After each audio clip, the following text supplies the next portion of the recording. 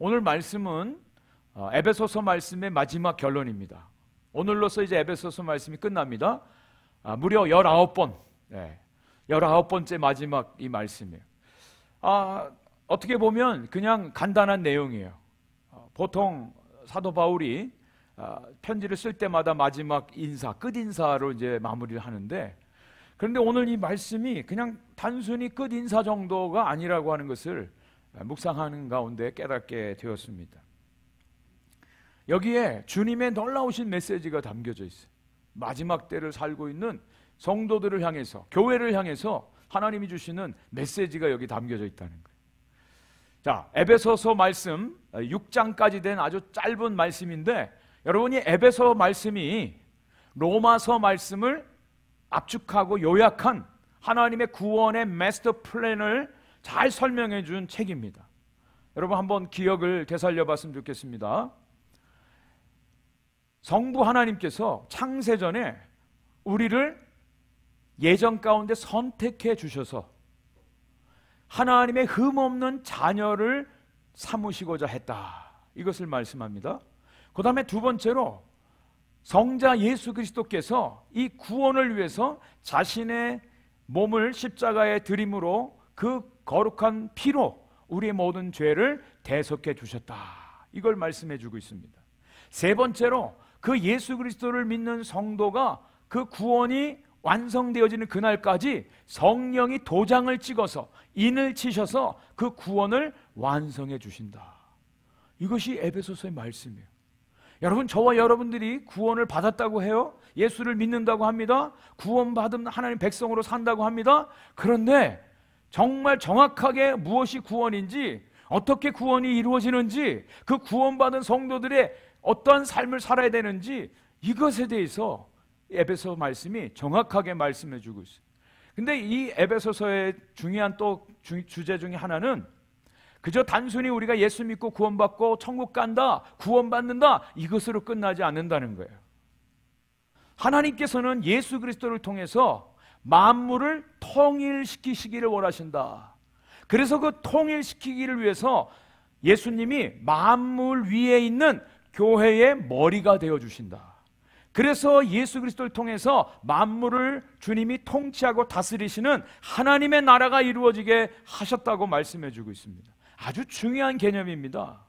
그저 우리가 모여서 예배드리고 밥 먹고 교제하고 흩어지는 거, 그냥 단순한 사람들 모이는 교회가 아니라고 하는 뜻이에요. 이 교회를 통해서 하나님이 하나님의 놀라운 구원의 계획을 온 세상에 선포하기를 원하신다는 겁니다. 그래서 이 교회의 머리로 예수 그리스도가 머리 되어주시고, 이 교회를 주님께서 사용하셔서 이 온 세상 가운데 하나님의 그 영광스러운 구원을 오늘도 선포하시고 그 구원을 날마다 이루어 가고 계신다라고 하는 것을 말씀해 주고 있습니다. 저는 이 에베소서 말씀을 묵상하면서 이 교회에 대한 하나님의 이 놀라운 계획, 큰 그림, 이것을 발견하고 얼마나 마음에 감사가 넘치고 기쁨이 넘치는지, 오늘도 이 교회를 섬김이, 우리가 이 교회로 모여서 함께 예배드림이, 함께 말씀을 나눔이, 함께 떡을 떼고 교제함이 얼마나 아름답고 영광스러운 일인지, 이 세상 어떤 것과 바꿀 수 없는 하나님의 은혜와 복이라고 하는 사실을 깨닫게 되었습니다. 교회는요, 우리가 그냥 잠시 일주일에 한 번 모였다가 흩어지는 어떤 장소라든지 친목 모임이 아닙니다. 아닙니다. 이 교회는 하나님이 구원의 계획 가운데 하나님이 직접 세우신 하나님의 구원의 영광을 선포하기 위한 하나님의 기관이에요.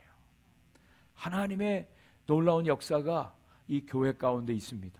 비밀이 담겨져 있습니다. 그래서 교회라고 하는 이 헬라어 단어가 에클레시아, 이것은 세상으로부터 불러냄을 받은 자들, 그런 뜻입니다. 세상과는 구별된, 세상과는 완전히 다른 하나님께서 불러내주신 사람들, 그 사람들의 모임, 이것이 교회예요.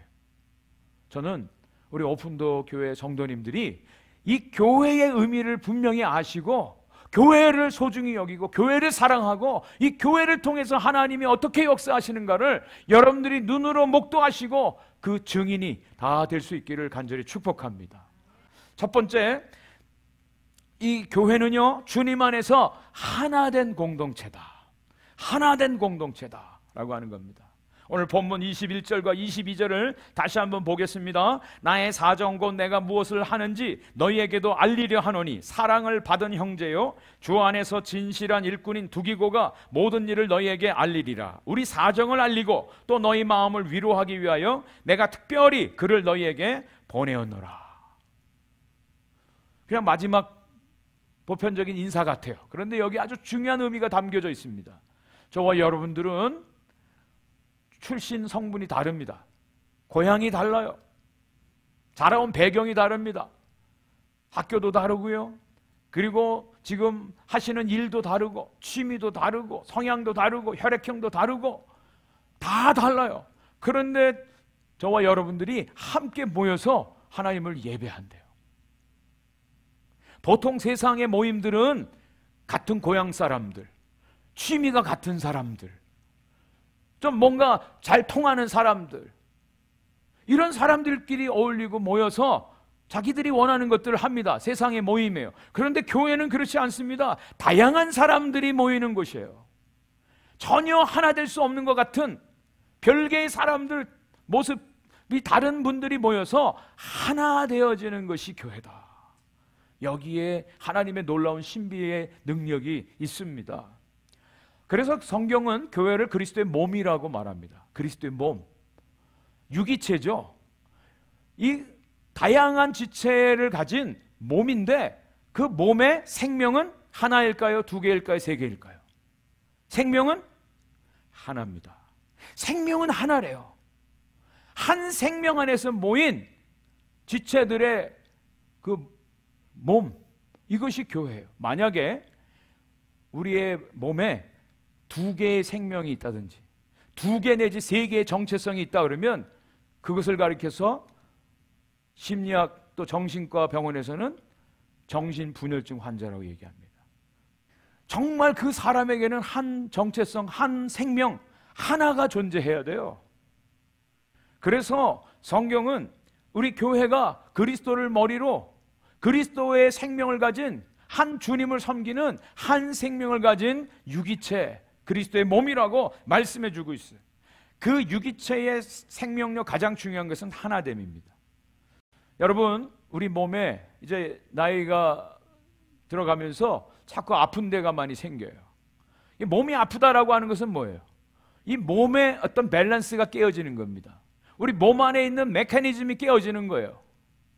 제대로 기능하고 하나가 딱 되면 그게 건강한 거예요. 그런데 그것이 깨어지면 그때부터 아픈 데가 많고 질병이 생기는 거죠. 그래서 영적으로도 교회의 가장 중요한 것은 하나됨이라고 말씀해 주고 있습니다. 예수님께서 이제 마지막으로 제자들 이 땅에 남겨준 성도들을 위해서 기도하는 장면이 요한복음 17장 11절에 나옵니다. 한번 같이 읽어보겠습니다. 시작. 거룩하신 아버지여, 내게 주신 아버지의 이름으로 그들을 보존하사 우리와 같이 그들도 하나가 되게 하옵소서. 예수님의 마지막 기도예요. 우리가 정말 주님 안에서 하나가 돼야 돼. 우리의 모습은 달라요. 우리의 취미는 달라요. 출신 성분은 달라요. 하는 일은 달라요. 하지만 우리가 한 생명 안에서 하나 되어지는 것, 하나됨을 날마다 확인하고 경험하는 것, 이것이 교회예요. 신앙생활입니다. 이것을 위해서 사도 바울이 자기의 사정을 에베소 교회 성도들이 알기를 원한다 그러고 있어요. 나의 사정을 너희들이 좀 알기를 원한다. 내가 지금 무슨 일을 하는지를 알기를 원한다라고 말씀해 주고 있습니다. 하나 된다라고 하는 것은 서로 통한다는 얘기잖아요. 서로 알아야 된다는 거잖아요. 서로 공감하는 부분이 있어야 된다는 얘기입니다. 너는 너, 나는 나. 당신 방식대로 하고 나는 나대로. 그거는 하나됨이 아니죠. 정말 교회라고 하는 것은 우리가 주님 안에서 주님이 원하시는 것 하나를 위해서 같이 모여서 마음을 모으고 하나됨을 지키는 것, 이것이 교회. 이 바울이 내 사정을 당신들이 알기를 원합니다 라고 하는 것은 자기가 한 일을 좀 알아봐 달라 그런 뜻이 아닙니다.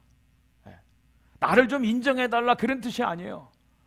가족이면 서로 사정을 알아야 되잖아요. 우리 자녀들이 지금 어떤 생각을 하는지, 어떤 일을 하는지 알아야 되잖아요. 언제 문제가 생깁니까? 가정에서 남편과 아내가 다른 생각 가지고 각각 추구하는 방향이 다를 때 문제가 생기잖아요. 자녀들이 자신들이 원하는 대로 그냥 가고 그것을 부모에게 숨길 때 문제가 생기지 않습니까? 서로 알 때는, 서로 사정을 서로 나눌 때는 그 하나됨을 지킬 수가 있어요. 에베소서 말씀에서 아주 중요한 이야기를 바울이 이미 우리에게 교훈해 주었습니다. 에베소서 4장 3절 말씀입니다. 평안에 매는 줄로 성령이 하나 되게 하신 것을 힘써 지키라. 그랬어요. 평안에 매는 줄로 성령이 하나 되게 하셨대요. 이게 정말 저는 기적 중에 기적이라고 생각합니다. 저와 여러분들이 다 한국에서 태어나신 분, 미국에서 태어나신 분, 태어난 동네도 다르고 시간도 다르고 미국에 온 김포공항을 통해서 오신 분도 있고 인천공항을 통해서 오신 분도 있고 배 타고 오신 분도 있고, 예? 미국에 온 이유와 목적도 다 각자 달라요. 그런데 같은 시기에 우리가 오픈도어 교회라고 하는 이름으로 모여서 이렇게 매주일 예배 드리고 있다? 저는 이건 너무 신기한 겁니다. 하나님이 우리를 하나로 묶어주셨다는 거예요. 하나로 묶어주시니 하나됨을 힘써 지키라고 권면해주고 있습니다. 에베소 4장 4절 6절은 이렇게 한 발짝 더 나가서 이야기를 해주고 있습니다. 몸이 하나요 성령도 한 분이시니 이와 같이 너희가 부르심이 한 소망 안에서 부르심을 받았느니라. 주도 한 분이시요 믿음도 하나요 세례도 하나요 하나님도 한 분이시니 곧 만유의 아버지시라. 각각 다 다른데 우리가 어떻게 하나 될 수 있느냐? 한 하나님을 믿는다는 거예요. 한 주님 예수 그리스도를 믿는다는 거예요. 우리가 예수 그리스도의 이름으로 세례를 받았지 않습니까? 한 믿음을 가졌습니다. 한 주님을 섬기고 있는 거예요. 그렇기 때문에 우리가 온전히 하나 될 수가 있고 그 하나됨을 지켜야 된다고 오늘 바울을 통해서 우리에게 도전해 주고 있습니다. 그런 의미에서 우리는 서로 사정을 좀 서로 알아야 돼요. 사정을 알릴 필요가 있어요. 우리 보통 그냥 일주일에 한 번 왔으니까 그냥 일주일 잘 살았겠지 하고 그냥 얼굴만 보고 빠이 하고 또 떠나가고. 그런데 우리 성도님들의 주중에 생활하시는 거 또 기도 제목들을 얘기를 들으면 많은 일들이 있으셔요. 목회자니까 이런저런 경로로 여러분들의 사정과 이런 이야기들을 듣죠. 이 성도님들이 한 주간 너무너무 힘들으셨겠구나. 얼마나 마음이 또 아프셨을까. 그런 사정들이 많아요. 그런데 그저 목사이니까 여러분들의 사정들을 알아야 된다, 그게 아니라 여러분들도 목사의 사정을 좀 아셔야 되지 않겠습니까? 이 서로 안다라고 하는 것은요, 일방적이면 안 돼요. 서로가 알아야 돼요. 그리고 성도님들끼리도 서로 좀 아셔야 돼요. 사정들을 아셔야 돼요. 그래야 기도도 하죠. 저는 그게 교회라고 믿습니다.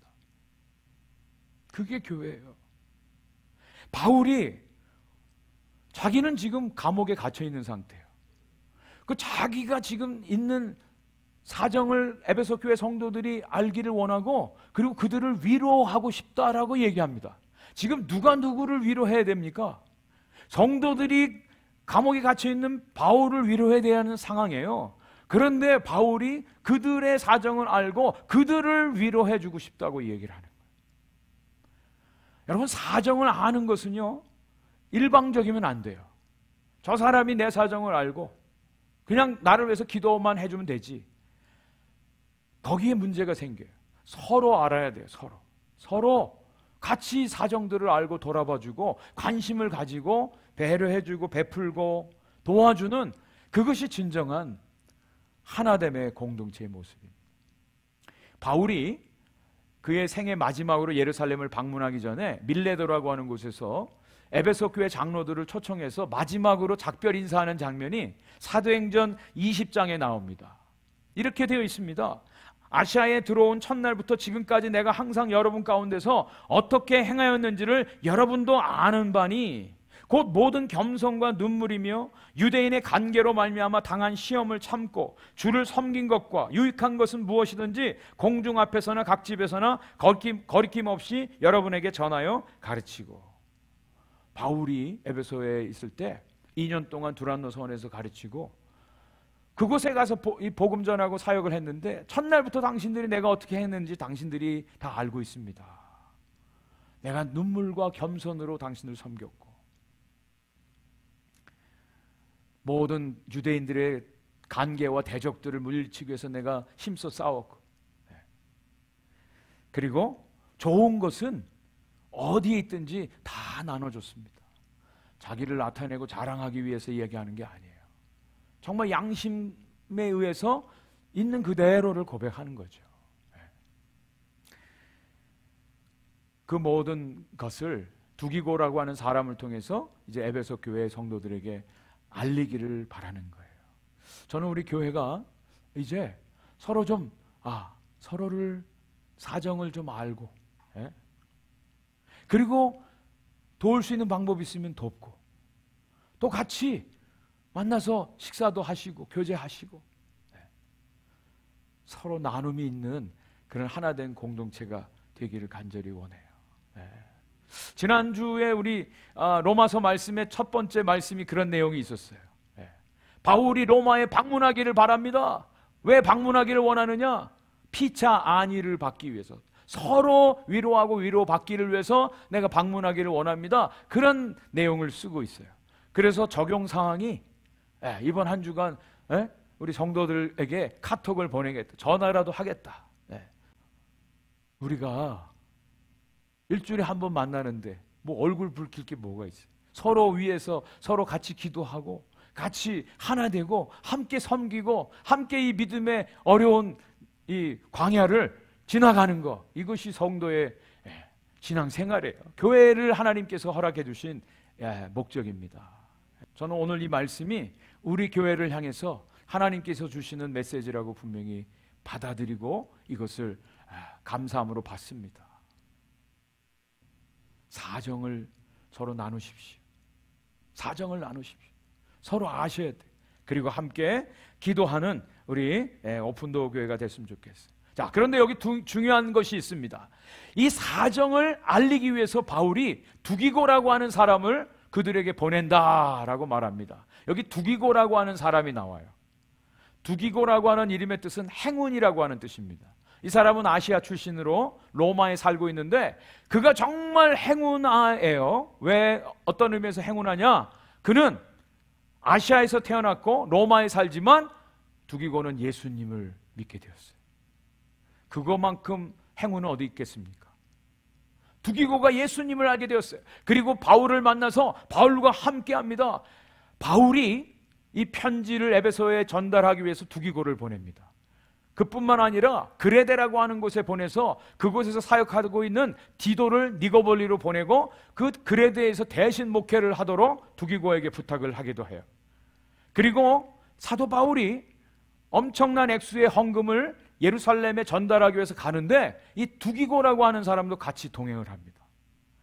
바울이 감옥에 갇혀서 어려움을 당할 때 그 옆에서 최선을 다해서 도와줬던 사람이 두기고라는 사람이에요. 두기고라는 사람이에요. 한 줄로 이렇게 오늘 성경은 소개를 하고 있습니다. 두기고는 형제들에게 사랑을 받는 자요, 주 안에서 신실한 진실한 일꾼이다, 이렇게 표현을 하고 있습니다. 사랑받는 형제요, 주님 안에서 진실한 일꾼이다. 자기의 사정을 제대로 알리기 위해서 누구를 보내겠습니까? 가장 자기를 잘 알고 믿을 만한 사람을 보내지 않겠어요? 여러분, 우리 교회 안에서도요, 이런 두기고 같은 사람이 많이 있어야 돼요.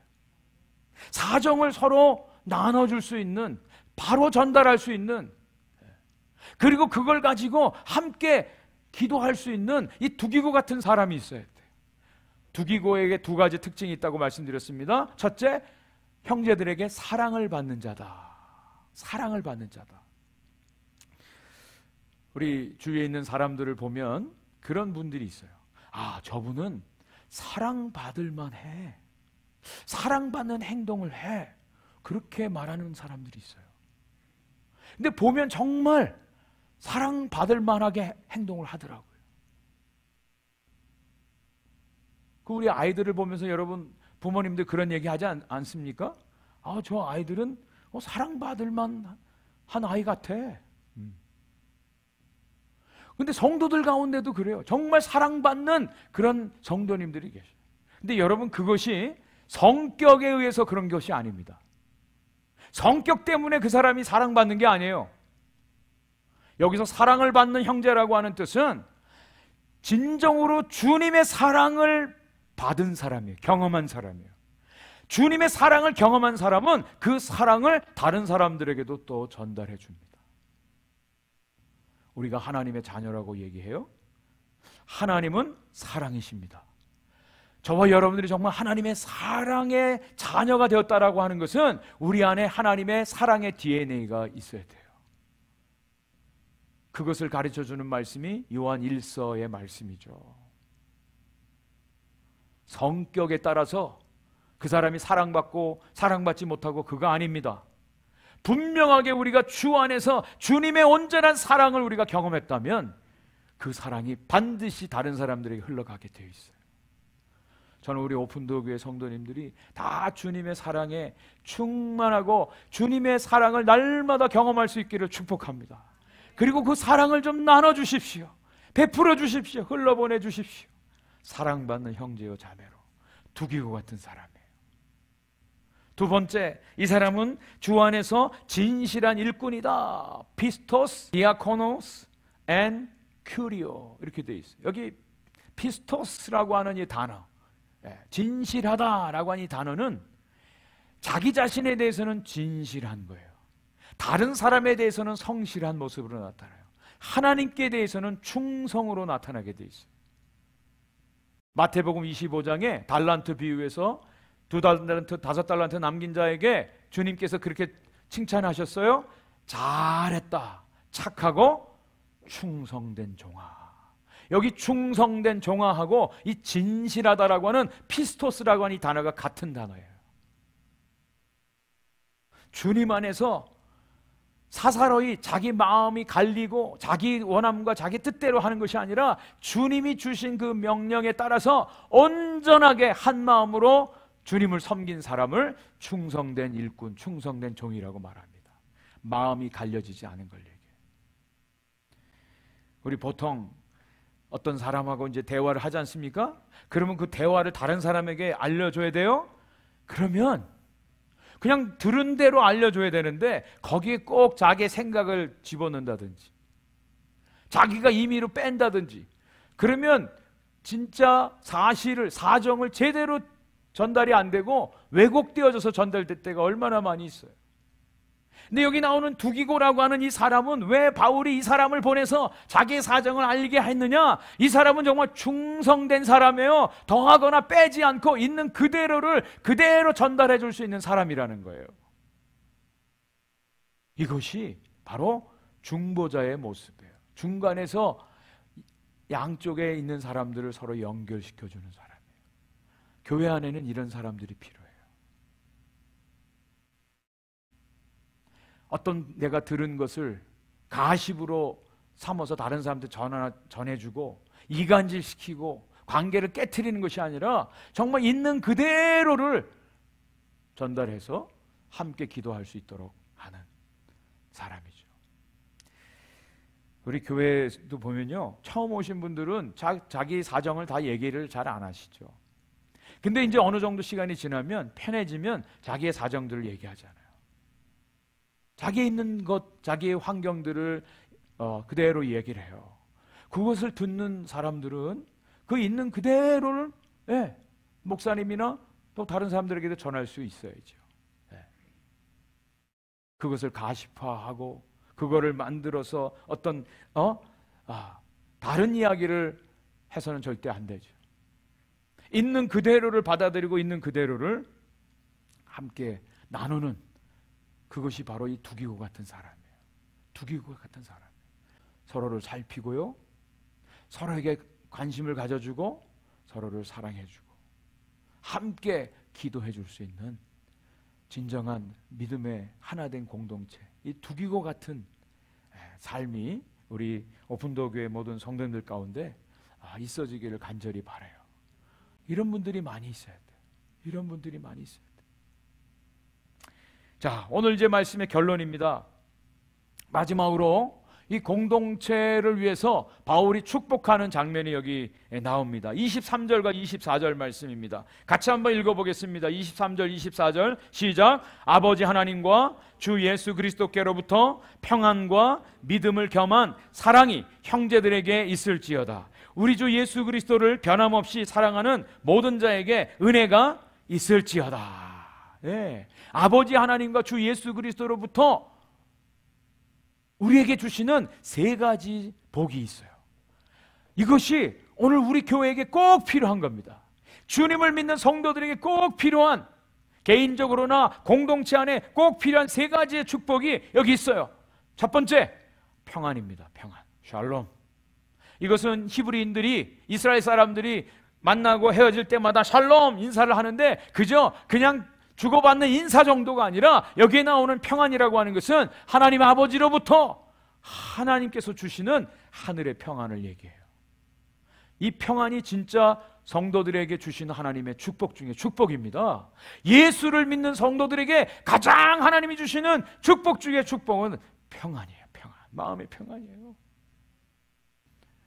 왜 그 평안이 우리에게 선물로 주어졌는지 이 에베소서 전체의 말씀이 우리에게 이미 해주셨어요. 왠 줄 아세요? 우리 모든 사람들은 하나님과 원수지간이었어요. 죄 때문에 하나님과 우리 사이가 담으로 막혀졌었어요. 그런데 예수 그리스도께서 십자가에서 죽으심으로 그 하나님과 우리 사이에 원수된 그 벽을 다 허물어 주셨어요. 예수님이 화평이 되어 주셨어요. 그 예수님을 우리의 구세주로 우리는 영접했습니다. 우리 안에 예수 그리스도가 계십니다. 예수님이 계신 사람들은 다른 사람들과도 얼마든지 화목하고 화평할 수 있다고 성경은 분명히 말씀해주고 있습니다. 우리가 다른 사람과 관계가 깨어지고 원수 같은 사람이 있으면 밤에 잠 못 자잖아요. 그런데 그 모든 관계들이 다 온전히 하나 되어지고 화평케 되어졌을 때 얼마나 마음이 편한지. 하나님과 관계에서 모든 벽이 무너졌고요. 다른 사람들과의 관계에서 벽이 무너졌어요. 우리 안에 하늘의 평강이 임한 줄 분명히 믿으시기 바랍니다. 세상에서 주는 평안은 조건적입니다. 무엇이 있을 때 있고 없어지면 사라질 것입니다. 그러나 하나님이 약속하신 하늘의 평강은 예수 그리스도께서 우리와 함께 하시면 언제든지 있는 거예요. 그 평안, 그 평안. 저는 오픈도어 교회를 목회하면서 정말 하나님이 주시는 그 평안으로 인해서 감사를 드립니다. 별로 믿어지지 않으시는 것 같아요. 네? 정말 평안함이 있어요. 네? 왜? 이 교회는 제 교회가 아니니까. 주님의 교회예요. 주님이 하세요. 주님이 놀랍게 일하세요. 그것을 볼 때마다 저는 아우 주님이 하셨습니다. 정말 고맙습니다. 주님이 그러시죠. 주님이 영광 받으십니다. 주님이 일하시니 너무너무 감사합니다. 새벽마다 이곳에 앉아서 기도할 때마다 감사가 나와요. 감사부터 나와요. 우리가 무엇인데, 제가 무엇인데, 주님이 오픈도어 교회를 얼마나 사랑하시는지, 이 교회 가운데 하나님이 얼마나 정확하게 일하시는지 저는 분명히 믿습니다. 하나님의 교회고 하나님이 일하시고요. 하나님이 영광을 받으세요. 그 평안이 우리 오픈도어 교회 성도님들 모든 분들에게 있기를 간절히 축복합니다. 축복합니다. 그 평강을 여러분 빼앗기지 마세요. 평안이 있어요. 하나님이 약속하십니다. 두 번째, 하나님의 사랑입니다. 믿음을 겸한 하나님의 사랑이 있다고 말씀하고 있어요. 하나님은요, 자기 자신의 그 영광만을 나타낸 것이 아니라 긍휼을 선포하셨고요, 우리 하나님께서 당신의 능력을 나타내는 것이 아니라 사랑을 드러내 주셨어요. 모든 민족 가운데 만에 하나 천에 한의 사람들을 불러서 택하여 당신의 자녀 삼아 주신 하나님의 사랑의 넓이가 있습니다. 창세전부터 우리를 택하여 주시고 마지막 구원이 이루어질 때까지 우리를 구원의 길로 인도하시는 하나님의 사랑의 길이를 말씀해 주고 있습니다. 낮고 천하고 죄악 가운데 영원히 멸망받을 수밖에 없는 우리를 존귀하게 예수 그리스도와 함께 일으키셔서 하나님 보호자에 함께 앉혀 주시는 하나님의 사랑의 높이가 증거되고 있어요. 자기의 생명을 다 희생하기까지 우리를 사랑해 주신 그 하나님의 사랑의 깊이가 우리에게 나타나 있어요. 여러분, 이 하나님의 사랑이 우리의 심령 가운데 오늘도 주어지기를 간절히 축복합니다. 세 번째, 은혜입니다. 은혜. 이 모든 하나님의 구원의 역사의 출발점은 은혜입니다. 우리가 어떻게 구원받았다고요? 하나님의 그 은혜로 말미암아 우리가 믿음으로 구원을 받았나니 이것이 너에게서 난 것이 아니요 오직 하나님의 선물이라 그랬어요. 저와 여러분들이 하나님 앞에 은혜 받을 만한 정당함이 있습니까? 은혜 받은 사람들의 가장 큰 특징이 뭐냐면 자기가 왜 은혜 받은지 모른다는 뜻이에요. 내가 은혜를 받을 만한 자격이 있지, 조건이 있지, 그것을 안다고 하는 사람들은 아직 은혜를 못 받은 사람. 은혜 받은 사람의 가장 큰 특징은 자기가 왜 은혜 받은지 모른다는 거예요.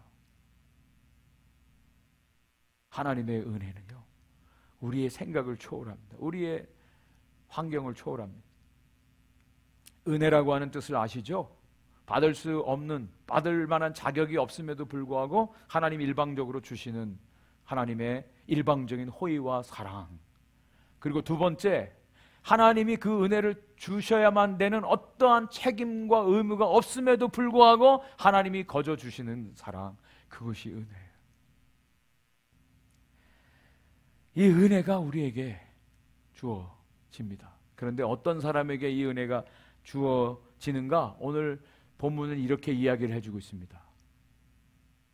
주 예수 그리스도를 변함없이 사랑하는 모든 자에게, 주 예수 그리스도를 사랑하는 모든 자에게, 그런데 그냥 사랑이 아니라 변함없이 사랑하는 자에게, 변함없이 사랑하는 자에게. 저는 이 말씀에 꽂혔어요. 변함없이 사랑하는 자에게.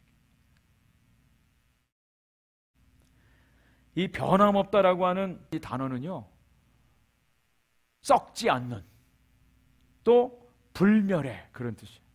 썩지 않는다, 불멸해. 이것은 하나님께 대해서 쓸 때 많이 사용되어지는 단어죠. 하나님은 변함이 없으신, 썩지 아니하시는 불멸의 하나님. 그런데 이 단어가 우리 사람들에게 쓰여졌어요. 주 예수 그리스도를 변함없이 사랑하는 자들에게 이 은혜가 주어진대요. 지난 주간에 히브리서 말씀 속에서 히브리서 6장 11절 말씀에도 끝까지 소망의 풍성함을 붙잡는 자들에게, 끝까지 변함없이 주님을 사랑하는 자들에게. 우리 하나님은 변함이 없으시다는 거 다 아시죠? 하나님께 대해서만 변함은 안 됩니다 라고 우리는 외쳐요. 그런데 우리도 변함이 없어야 되지 않겠습니까? 변함없이 사랑하는 자들에게 은혜가 주어져. 그리스도를 본받아라고 하는 책을 쓴 토마스 아켄페스가 쓴 글이 있어서 소개를 드리고 말씀을 마치겠습니다. 예수님과 그의 나라를 사모하는 사람은 많이 있지만 그의 십자가를 지는 사람은 매우 적습니다. 주님의 위로를 원하는 사람은 많이 있지만 그와 함께 고난을 받으려는 사람은 매우 적습니다. 주님과 함께 잔치에 참여하고자 하는 사람은 많이 있지만 그와 함께 금식에 참여하려는 사람은 매우 적습니다. 주님과 함께 떡을 나누기 원하는 사람은 많이 있지만 그와 함께 고난의 잔을 마시기 원하는 사람은 매우 적습니다. 주님의 기적을 보고 경탄하는 사람은 많이 있지만 그와 함께 십자가의 수치를 감당코자 하는 사람은 매우 적습니다. 많은 사람들이 주님을 사랑한다고 합니다. 그러나 자기에게 어려움이 닥치지 않을 때에만 주님을 사랑합니다. 많은 사람들이 주님을 찬양한다 합니다. 그러나 주님으로부터 위로와 축복을 받을 때에만 찬양을 합니다. 자기의 위로와 만족을 구하지 아니하고 오로지 주님만을 위하여 주님만을 사랑하는 사람은 어떤 환난과 역경 속에서도 항상 주님을 찬양할 것입니다.